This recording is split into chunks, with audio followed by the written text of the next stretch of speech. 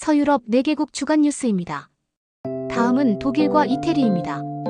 독일 뉴스 9월 11일 러시아 드론이 폴란드 영공을 침범한 사건에 대해 나토는 이스턴 센트리 작전을 발족하여 동부 국경의 공중 방어를 강화했습니다. 독일은 폴란드 상공에 대한 공중 경비를 확대하고 우크라이나에 대한 지원을 증대하며 EU와 협력하여 러시아에 대한 추가 제재를 추진할 계획입니다. 독일 정부는 국가의 중요 인프라를 보호하기 위한 새로운 법안을 통과시켰습니다.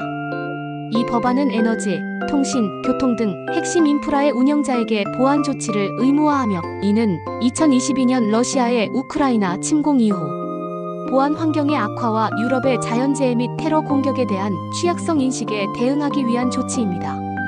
독일 정부는 2026년부터 전력망 접근 요금을 인하하기 위한 65억 유로 규모의 보조금 법안을 통과시켰습니다. 이 법안은 전력망 운영자에게 보조금을 지급, 전력요금을 인하하여 전기요금 부담을 줄이는 데 기여할 것으로 기대됩니다. 독일 정부는 러시아 국영 석유기업 로스네프티의 자산에 대한 관리 기간을 2026년 3월까지 연장한다고 발표했습니다. 이는 우크라이나 전쟁과 관련된 제재 조치의 일환입니다. 독일 정부는 이스라엘 팔레스타인 분쟁에 대한 두 국가 해법을 지지한다고 발표했으나 현재 시점에서 팔레스타인 국가를 공식적으로 인정할 계획은 없다고 밝혔습니다.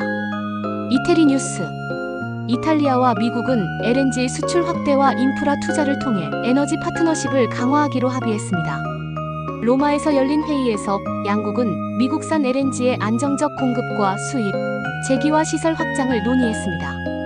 이는 러시아산 에너지 의존도를 줄이려는 유럽의 노력의 일환입니다.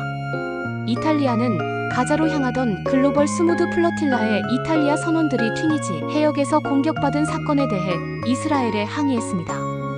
외무장관 안토니오 타자니는 이스라엘 측에 인권 존중을 촉구하며 이탈리아 시민들의 권리를 보호할 것을 요구했습니다. 이탈리아 외무장관은 러시아의 우크라이나 전쟁 지속에 대응하기 위해 새로운 제재 패키지를 추진 중이라고 밝혔습니다. 이는 EU와 미국의 공동 대응으로 러시아의 군사 지원을 차단하고 평화 협상을 촉진하기 위한 노력의 일환입니다. 이탈리아의 에너지 기업 사이펜은 터키 최대 가스전 개발을 위한 15억 달러 규모의 계약을 체결했습니다.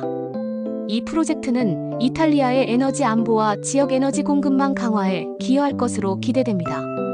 이탈리아는 2025년 와인 생산량이 8% 증가한 4,700만 헥토리터에 이를 것으로 예상하고 있습니다. 이는 이전 평균 수준으로 회복된 것으로 세계 최대 와인 생산국으로서의 지위를 유지할 것으로 보입니다.